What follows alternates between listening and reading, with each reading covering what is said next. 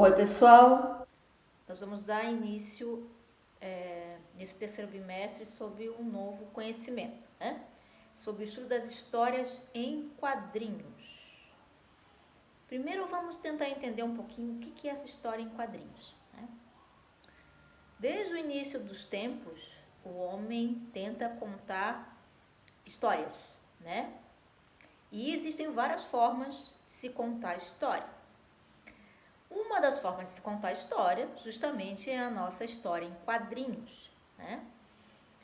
Que nada mais é do que um sequencial de imagens, né, e textos que contam uma história, né? Uma sequência de quadros que podem ter texto e ou imagem, né? E que contam uma história. Desde a pré-história, se a gente for estudar a arte rupestre, né, a gente estudou um pouquinho a arte rupestre lá no quarto ano, o homem conta as histórias. Então, naquela época não existiam os quadros, né? Existiam as imagens, não existia a leitura escrita, a escrita como existe hoje. Então, o homem, ele contava histórias, tinha os seus registros, né? Até hoje a gente consegue entender um pouquinho do que aconteceu lá, porque tem esses registros nas pinturas, nas cavernas, né? Isso a gente chama arte rupestre. Então lá existiam já as histórias contadas. Isso se deu na pré-história, né? Com a arte rupestre, se deu mais tarde com a arte egípcia, que também os faraós daquela época tinham o hábito de colocar imagens, né, nos templos e em algumas construções que eles realizavam, e eles contavam uma história, né? Naquela época se começou a ter o registro também da escrita, né? Mas não era comum ter a escrita na imagem, né? Normalmente só tinha a imagem contando essa história. Então, estou falando isso porque isso é a origem da história em quadrinhos, né? Começou aí, lá na arte da pré-história, na pré-história, e foi se desenvolvendo. Mais tarde, né, já bem mais tarde, na questão da Idade Média, se tinha a questão da religião, né? Então, nas igrejas existiam os vitrais, existem até hoje algumas igrejas, existem os vitrais, que também contam histórias, né? Se vocês forem em igrejas que têm esses vitrais, eles vão ter imagens que certamente vão contar a história do quê? Do cristianismo, né? Normalmente são igrejas católicas que têm esses vitrais, né? Templos católicos. E então também se fazia a contação de uma história.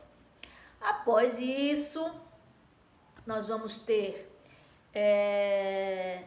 desenvolvimento e vamos ter também lá na idade, próximo agora na idade contemporânea, né?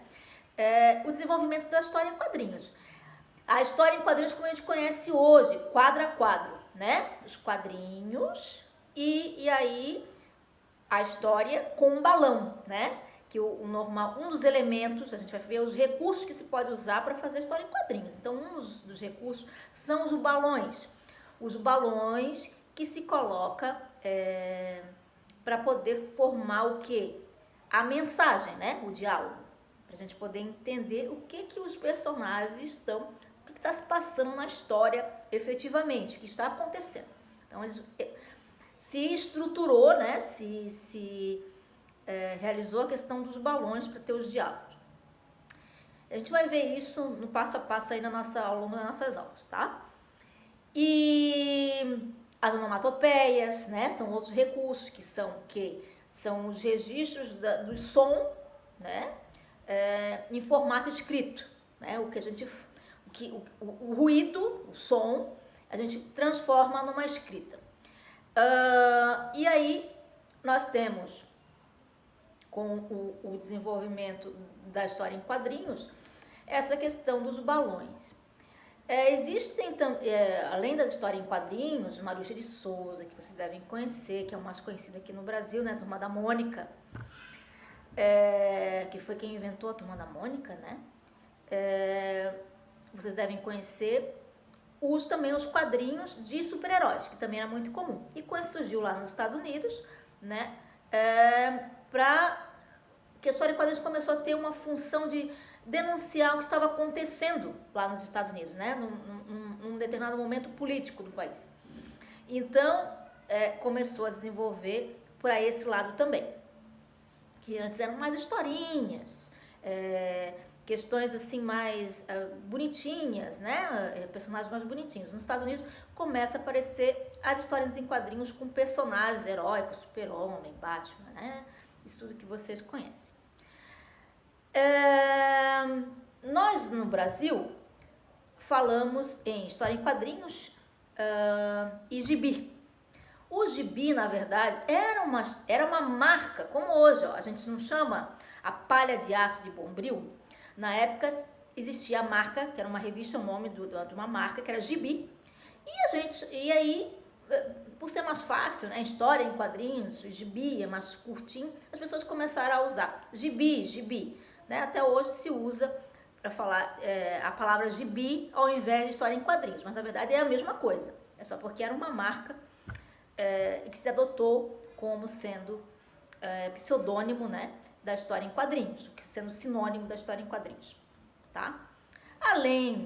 E a história em quadrinhos, ela também tem diferenças entre o Ocidente e o Oriente, né? Nós estamos na parte ocidental do planeta Terra, existe a parte oriental. Lá no Japão existe o mangá. O mangá é também a história em quadrinhos, só que o que difere o mangá da história em quadrinhos nossa? Que lá eles têm uma outra forma de leitura. Então, aqui no Brasil, né, aqui no Ocidente, a gente lê da esquerda para a direita. E da frente, né, o início do livro é na frente e tem o fim atrás. O mangá não, o mangá se usa ler de trás para frente. Então, do final para o início do livrinho, né, do livreto lá da história em quadrinhos. Essas são as diferenças. E as tirinhas, né, que a gente fala. As tirinhas são histórias curtinhas, de 1 a 3 quadros. Essas são as tirinhas, são pequenas histórias das histórias em quadrinhos. São pequenas histórias ao invés de a gente fazer 2, 3 folhas, a gente faz 2 a 3 quadrinhos para uma mensagem curta, né, do que a gente quer passar, tá? Então, isso é um resumão, né, do que é a história em quadrinhos. A gente, ao longo das nossas aulas, a gente vai ver alguns recursos que a gente pode usar. Nós vamos ver um tema para usar, nós vamos usar o tema cidadania, vamos ver o que é cidadania. Então, ao longo do tempo, a gente vai desenvolver isso, tá? Ao longo do tempo. Tá bom? Um beijo no coração de vocês. Aproveitem as nossas aulas. Tchau, tchau.